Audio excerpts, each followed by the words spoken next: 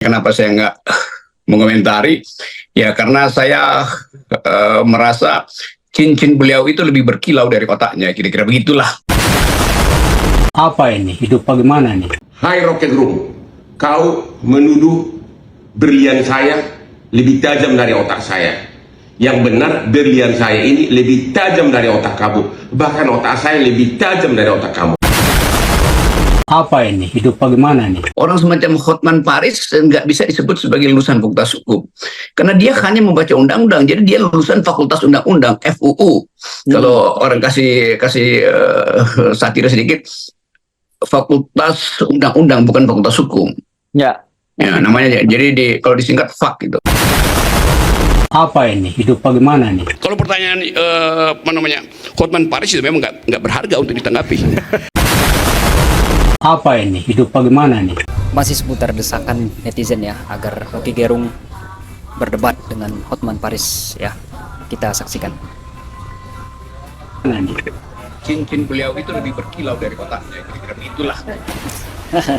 Apa ini? Hidup bagaimana nih? Jadi jangan bandingkan Rocky dengan Hotman. Kalau pertanyaan Hotman Paris itu memang nggak berharga untuk ditanggapi. Apa ini? Hidup bagaimana nih? Jadi ya Rocky Gerung kembali mengatakan bahwa cincin Hotman Paris itu lebih berkilau daripada otaknya. Sebuah sindiran yang cukup luar biasa ya begitu ya. Yang kemudian membuat Hotman Paris nampaknya meradang begitu, yang di-upload di akun media sosialnya begitu ya, di Instagramnya. Kalau kita memperhatikan ya, bagaimana kemudian Hotman Paris begitu tidak terima begitu ya. Hai Rocket Room, kau menuduh berlian saya lebih tajam dari otak saya. Yang benar, berlian saya ini lebih tajam dari otak kamu.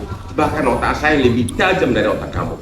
Kamu menyebutkan di podcast agar hakim MK memutus berdasarkan ilmu sosiologi.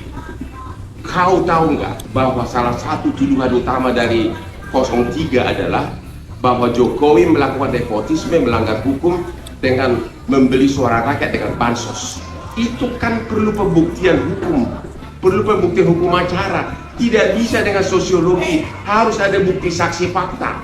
Makanya gara-gara pendapat kamu lah, Mulia Lubis, lawyernya 03, hanya membawa ahli agama etika yaitu Romo sama dua psikolog. Bagaimana bisa psikolog membuktikan adanya perbuatan melawan hukum tentang jual beli suara?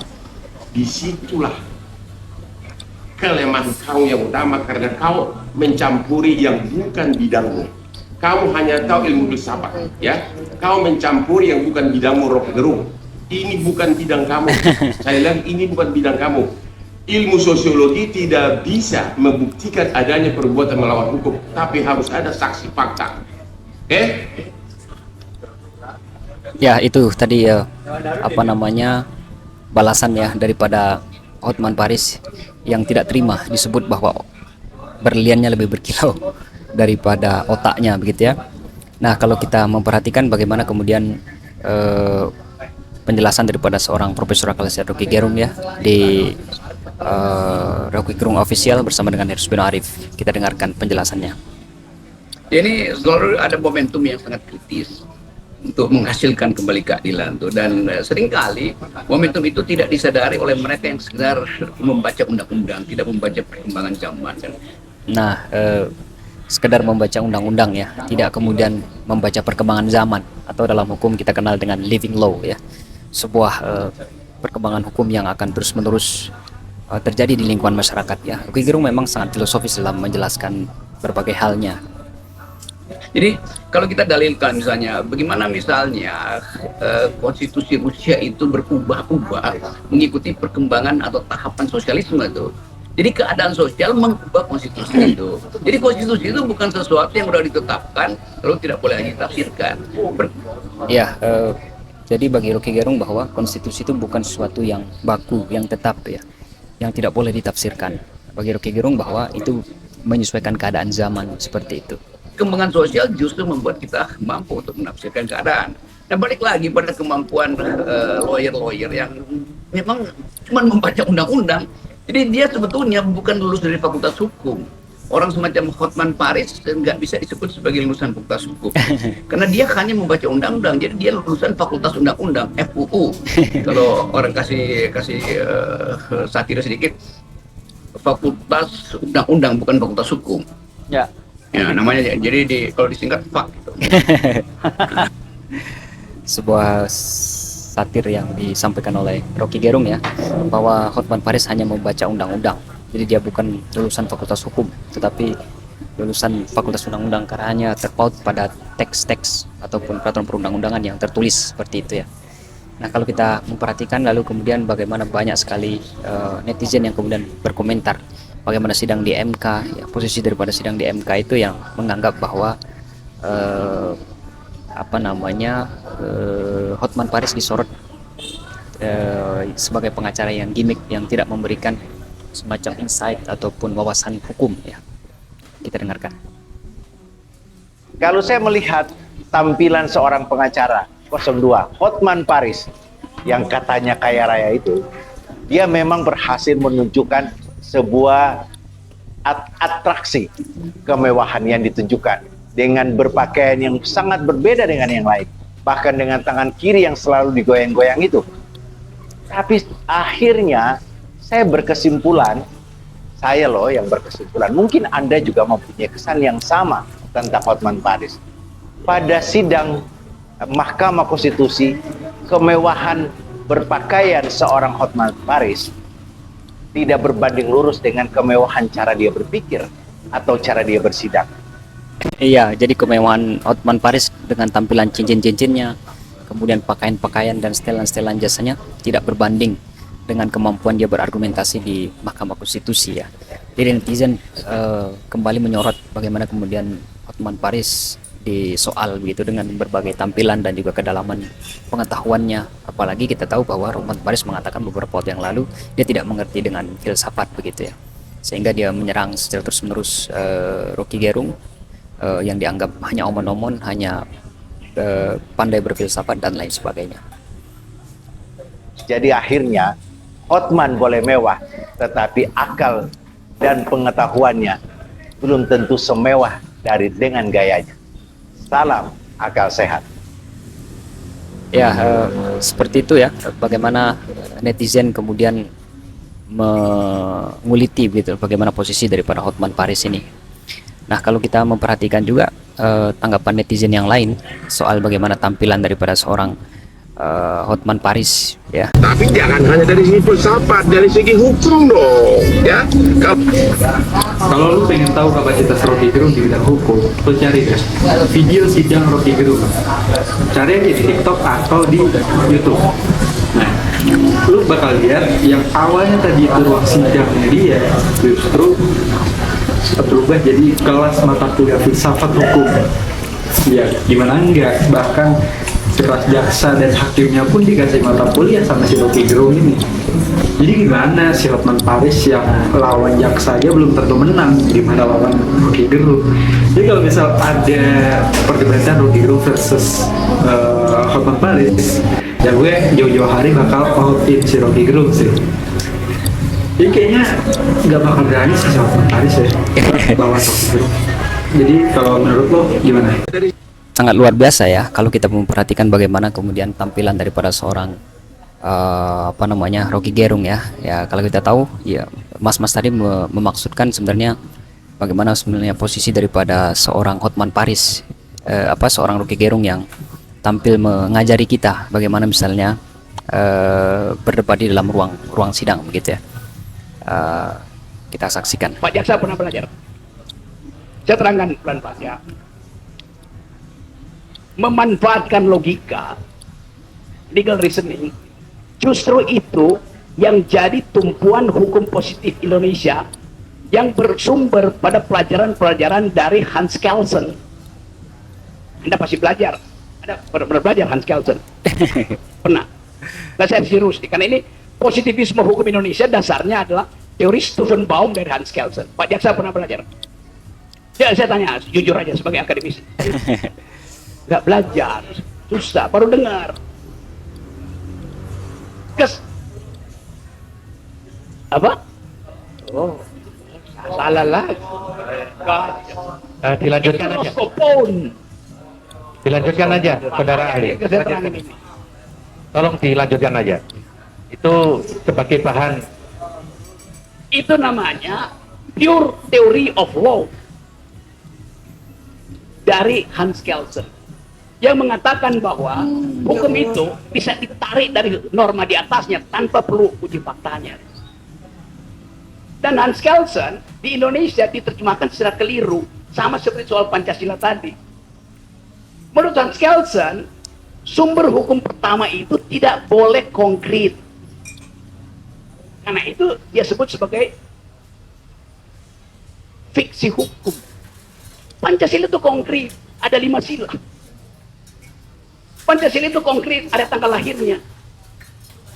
Stat fundamental norm nggak boleh ada tanggal lahirnya, supaya dia jadi regulatif ideal, ide yang menuntun aja, jangan dibumikan ini. Kenapa begitu? Karena Hans Kelsen adalah murid dari Immanuel Kant, yang juga menulis filsafat yang disebut Reinen Vernunft, logika murni itu.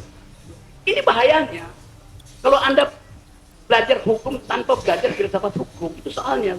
Jadi kekacauan kita mulai dari awal, kurikulum fakultas hukum itu kacau, reasoningnya nggak ada. Gimana mungkin jaksa nggak ngerti beda antara Roskopon dan Hans Kelsen?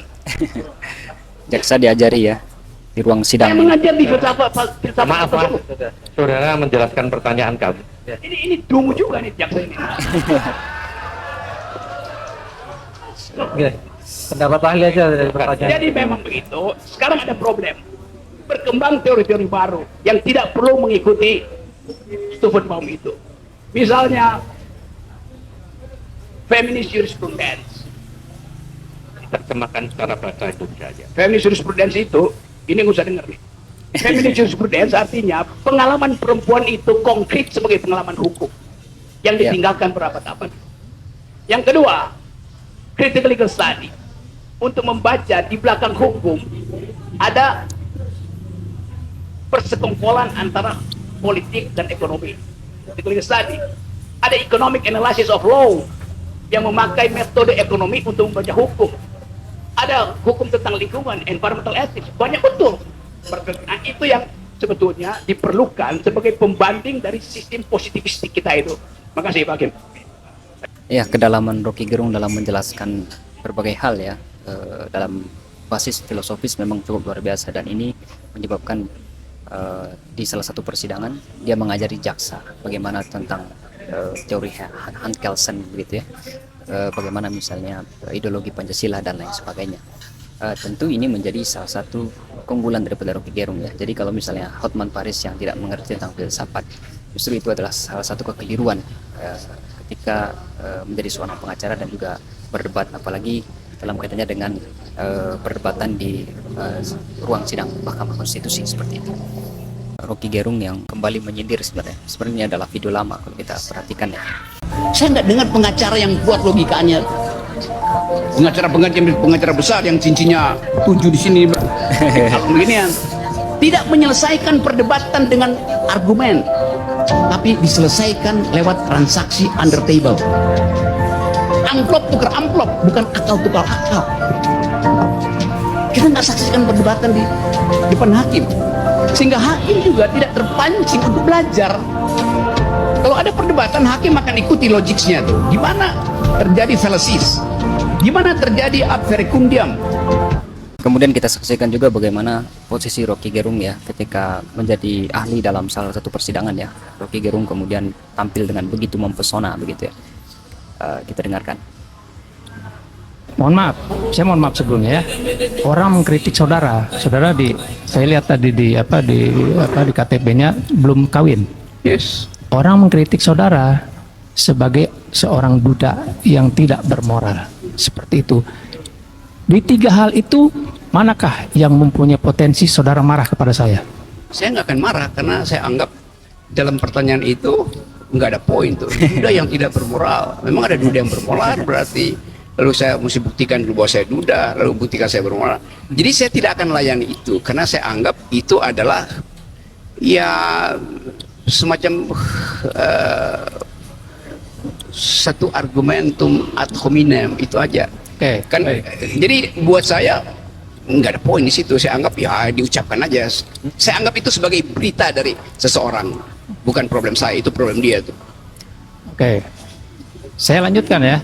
Iya, Bagaimana seandainya berita yang terakhir tadi yang saya dapat tentang Duda tadi, saya peroleh dari data-data yang entah dari mana saya peroleh, itu saya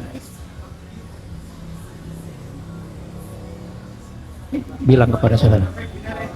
Ya itu artinya di dalam masyarakat kita dianggap bahwa orang yang tidak punya pasangan, apalagi duda, dia pasti tidak bermoral, apalagi janda. Kan itu justru yang mau kita batalkan. Jangan sampai ada pertanyaan semacam itu. Nah, itu pertanyaan bungu sebetulnya tuh.